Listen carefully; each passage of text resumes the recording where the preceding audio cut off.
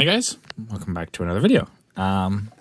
We just finished off here in October 27th, 1939. President Roosevelt urging Congress to release the embargo so that American war material can make it to the Allies. Now we're going to start here. November 1939, American planes for Britain. It says, Air Aid from America. The repeal of America's neutrality law enabled the Allies to order aircraft from American firms, and on the very day the bill was signed, orders amounting to approximately $220 million for planes and equipment were confirmed. Above, reconnaissance bombers from the Lockheed's Company, California factory receiving final touches. Below, a Navy dive bomber is being towed across into the border of Canada, as is required by the America's neutrality regulations. Here we go. For shipments to Great Britain. So yeah, as part of the thing, it was that Britain had to move this stuff into Canada so that they could actually ship it over, because America did not want to be seen as a belligerent of the war. Now, let's be real here. We said we were neutral. We weren't. President Roosevelt made very sure of that we were on the side of the Allies. One could disagree with that. One could agree with that. I will not give my opinion. I'm going to try to make this as opinionated as I can. Yeah.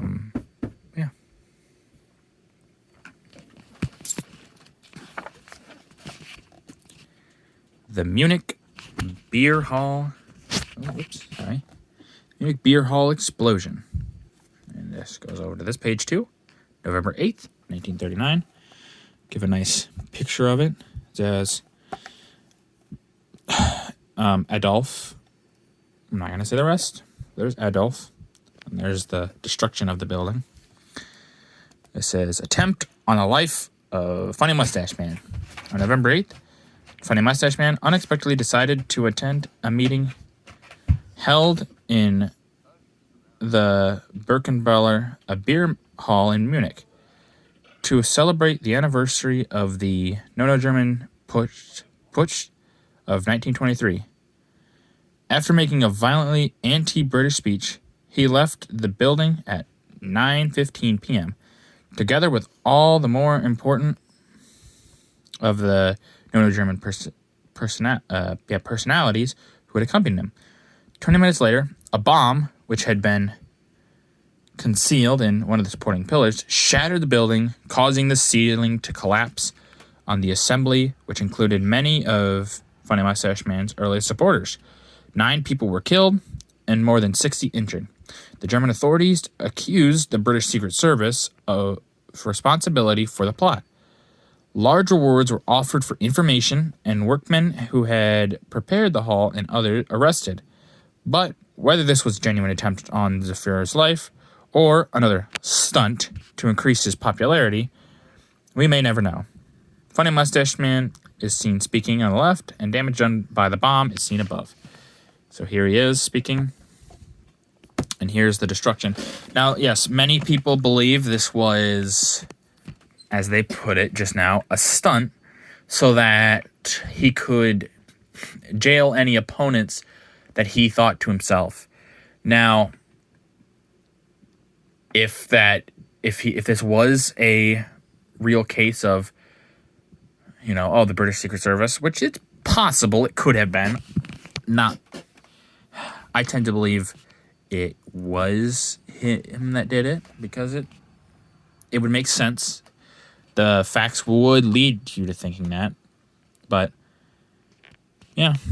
We'll never know, truthfully. That page is ripped right there. You guys can see that.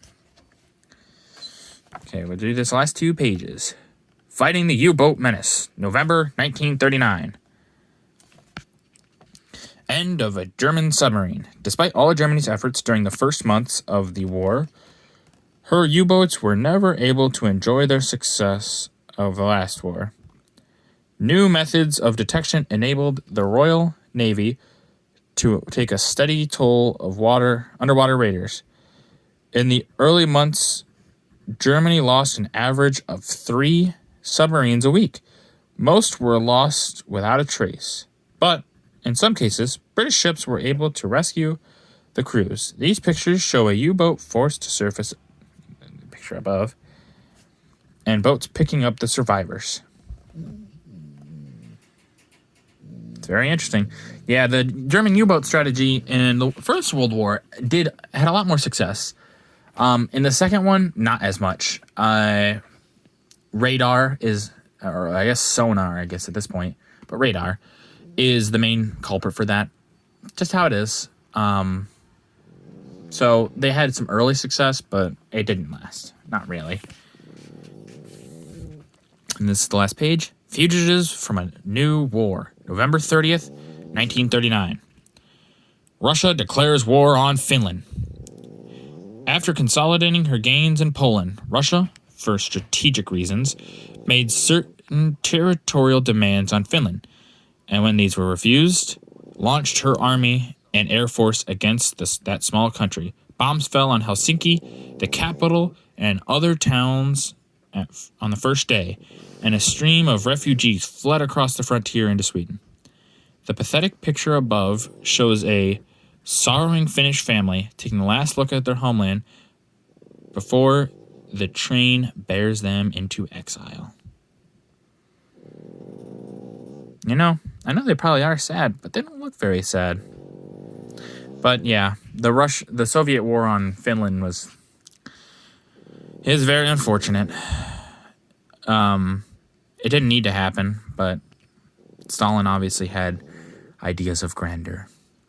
So, but yeah, that's the end of this video. So if you guys can like and subscribe, I'd appreciate it. If you have any suggestions on how to improve this, let me know.